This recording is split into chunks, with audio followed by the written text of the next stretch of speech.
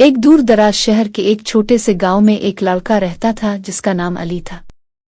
अली एक खूबसूरत, ज़हीन और हमदर्द लड़का था, लेकिन इसकी सबसे बड़ी खुसूसियत ये थी कि वो जानवरों से बहुत मोहब्बत करता था।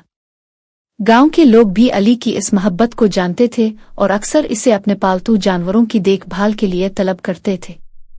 अली का दिल हर जानवर के लिए नरम था, चाहे वो छोटे परिंदे हों या बड़े जानवर।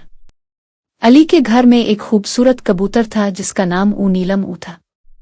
नीलम एक सफ़ेद रंग का कबूतर था जिसके पंखों पर हल्का सा नीला रंग था और उसकी आंखों में एक अजीब सी चमक थी। अली ने नीलम को बचपन में पाया था जब वो एक छोटे से परिंदे के तौर पर गिल्ली में जख्मी हालत में आया था। अली ने इसे अपने घर के करीब खेतों में पाया और बड़ी मेहनत से इसकी देखभाल की थी, जिसके बाद नीलम सेहतयाब हो गया था और अली का खास दोस्त बन गया।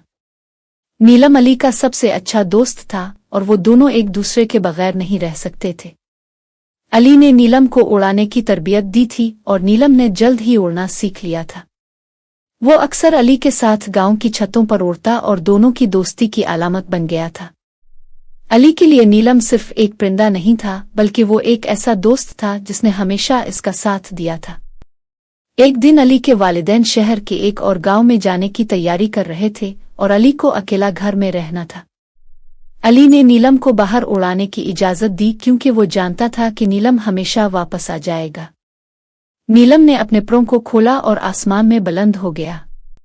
अली ने नीलम को आसमान में अलिफाड़ता देखकर दिल में सुकून महसूस किया, लेकिन इसे ये नहीं पता था कि आज का दिन कुछ मुख्तलिफ होगा। दिन गुजरते गए और नीलम कई दिनों तक वापस नहीं आया। अली हर रोज इसे तलाश करता मगर वो कहीं दिखाई नहीं देता था। अली परेशान हो गया और उसने हर तरफ नीलम को तलाश करना शुरू किया।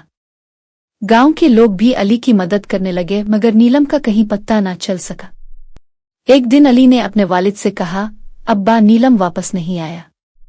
मुझे डर है कि वो कहीं चला गया है। अली के वालिद ने इसे तसल्ली देते हुए कहा, बेटे, हो सकता है कि नीलम ने कुछ वक्त गुजारने के लिए दूसरा रास्ता इख्तियार किया हो, मगर वो वापस आ जाएगा। हम उम्मीद नहीं छोड़ सकते। अली अपने वालिद की बातों पर दिलजमी से यकीन करना चाहता था, लेकिन दिल की गहराइयों में वो बहुत गमगीन और परेशान था। इसे लगता था कि नीलम का गायब होना सिर्फ एक हादसा नहीं, बल्कि इसकी जिंदगी में एक बड़ी तब्दीली का आगाज था।